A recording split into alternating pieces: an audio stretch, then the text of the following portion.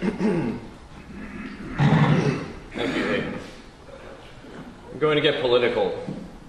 It has to be done. You're on the mic. Short piece, trolls. Like a dog barking under a waterfall, just audible enough to distract bystanders and cause them to ask, what the fuck is that stupid dog so mad about?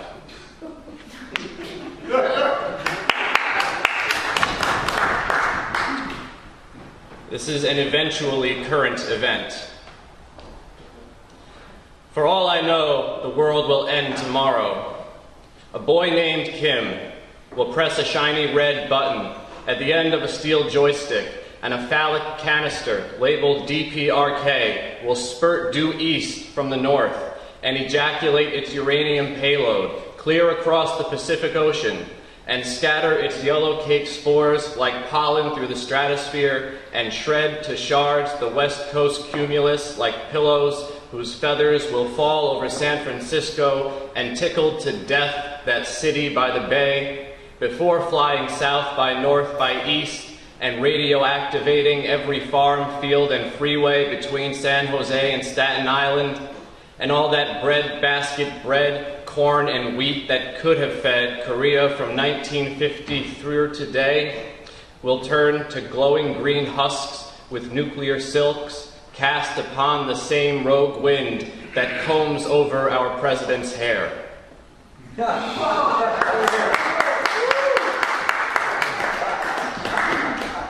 And finally, as Hayden touched on, the most recent calamity in Charlottesville. This is, I know it's a few weeks ago, but I haven't read this and I haven't spoken about it, but certainly it's something we're all thinking about. This is Call It What You Like. There are some bad motherfuckers out there. White supremacists, neo-Nazis, skinheads, hate-mongers, race-baiters, Hitlerian ideologues, poor white trash littered across the United States, their taunts and chants scattered on the winds of a new blitzkrieg. Internet sharp and arsenic quick, their vitriol fuels this dumpster fire of the American ethno-state. The Aryan Elysium their architects have blueprinted on the ashes of the great Gothic, long gone with the wind south, in the invisible shadows of so many deconstructed Confederate war monuments. Who are these bold purveyors of disdain? Some march in public, in plain view with tattoos of swastikas, or drive trucks with CSA flags flapping from their fenders, or bumper stickers that speak for them at red lights. Some appear on TV to explain for curious reporters the Jewish communist conspiracy that secretly controls this country's financial system. Some are proud to display their silver, college-educated tongues when explaining the welfare state and the nanny state and the state whose long-term plan is mass miscegenation, a plot to make in 50 years all Americans the same skin color. Some are pale, pimply, hot pocket-eating, virginal teenagers who have never spoken in person to anyone different from themselves. Some will never reveal their faces or declare in public what's in their hearts.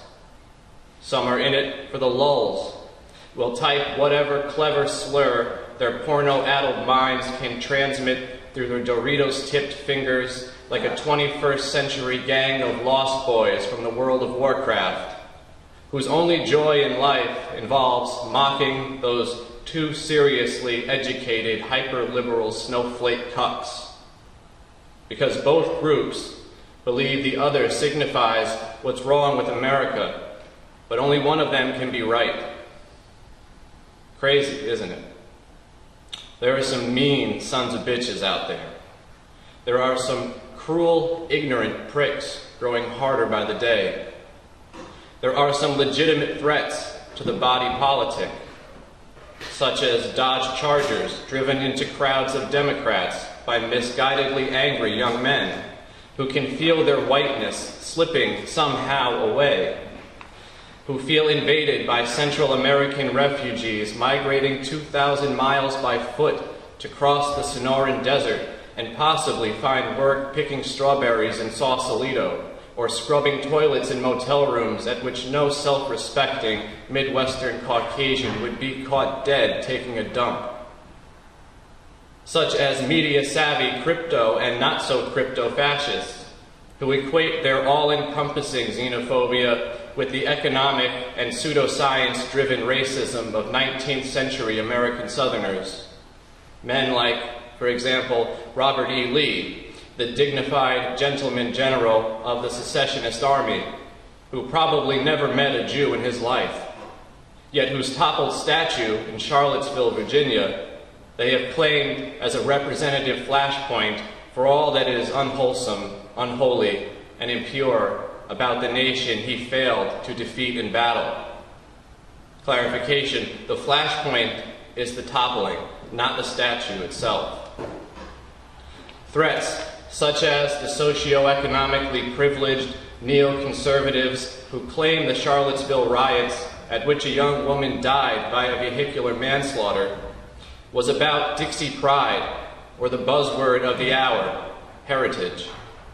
Threats such as the president of these United States claiming there were some fine people in that Sieg Heil shit show, that not everyone who chooses to march with Nazis is bad, which may have been true in Nazi Germany, where refusal to obey was punishable by death, but is categorically false in a free republic.